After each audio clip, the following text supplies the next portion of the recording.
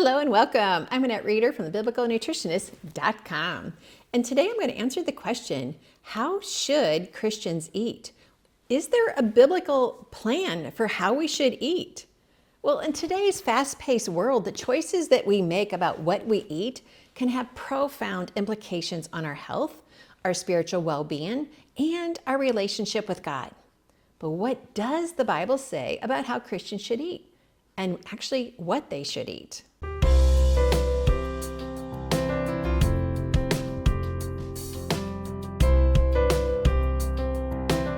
Well, welcome again to the biblicalnutritionist.com YouTube.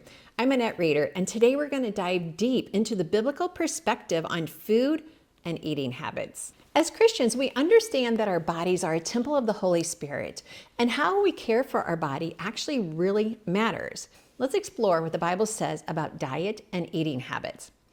Okay, first and foremost, the Bible emphasizes the importance of self-control. In Proverbs 23:20-21, it says, "Do not join those who drink too much wine or gorge themselves on meat, for drunkards and gluttons become poor, and drowsiness clothes them in rags." You know, after the holiday meal, if you've eaten too much, you just feel like just being drowsy. Well, that's a reminder. We're not to eat too much. Now, this verse reminds us that overindulgence in food or drink can lead to physical and spiritual harm. Instead, we should strive for balance in our eating habits. I like to refer to this as being satisfied. Satisfied in what He has given us. Satisfied in how our body feels when we stop before we indulge. Eating beyond satisfied, as I coach in the inner circle, is about us and not our needs.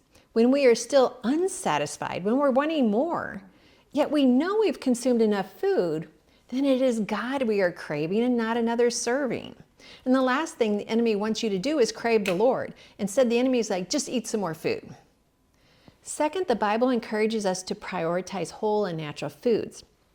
In Genesis 1:29, God says, "Behold, I have given you every plant yielding seed that is on the face of all the earth, and every tree with seed in its fruit. You shall have them for food." Now, this isn't the only verse about food. It's the most popular. But yes, we can have meat. We can have other foods besides what was in the garden. But yet God gave them a host of food that was delicious. God's original plan for humanity's diet, it consisted of fruits and vegetables and grains and nuts. Nourishing foods that provide essential nutrients for our bodies. But yes, it has expanded since then. We have more spices, we have more herbs, we have meats that are healthy, we have clean meats. It has expanded. But imagine just sitting there at a table in the Garden of Eden and enjoying all the delectables that He gave you. Now, additionally, the Bible teaches us to be mindful of our food and to practice gratitude for the provisions that we receive. In 1 Corinthians 10:31, it says, "So whether you eat or drink or whatever you do, do all for the glory of God." Now, this doesn't give us the freedom to eat anything we want. Not everything is healthful for us. Not everything is going to benefit my body. I can't just eat Twinkies for 5 days in a row and expect to feel good. It's not going to happen because, one, it's not a real food, and two, it causes harm in my body. So just because He says do all for the glory of God, that doesn't mean we are to be gluttonous. It doesn't mean we are to be eating foods that are fake foods. That's not giving God the glory, and that's not glorifying God with our body. But He is saying when you eat. They wouldn't have had the lab experiment foods back then like we have today. So they didn't have to worry about that challenge. They did have gluttony though, and we've already talked about that.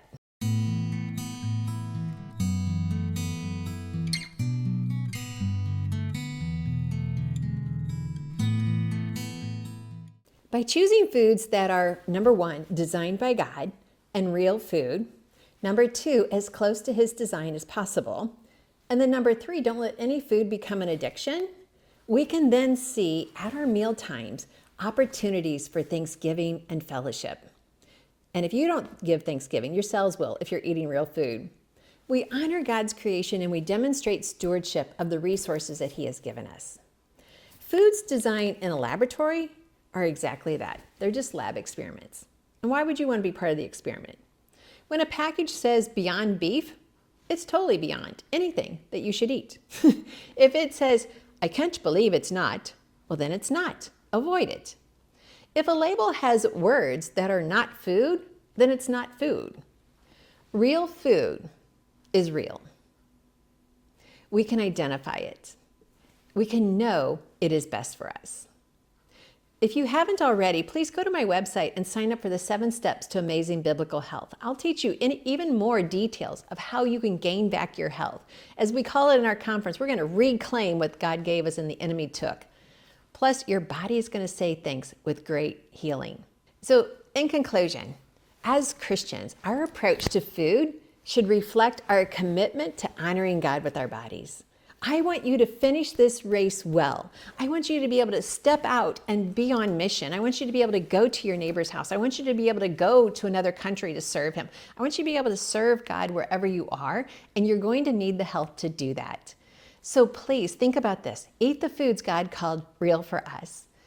Let's not eat beyond satisfied. And if you don't know how to understand hunger and satisfied, then check out in the 7 Steps to Amazing Biblical Health, I have a free download, and it's called the Hunger Satisfied Journal. It's not our updated version, but it will work for you, and it's free. Start going through that. If you need more instruction on that, then go ahead and go to my website and purchase the newer version, and I give a lot more teaching in that. But just to get started, just use the free materials. Use what I've given you. Understand that God's word is always the authority, not a net reader. When God's word is the authority and you say, Lord, teach me, he will.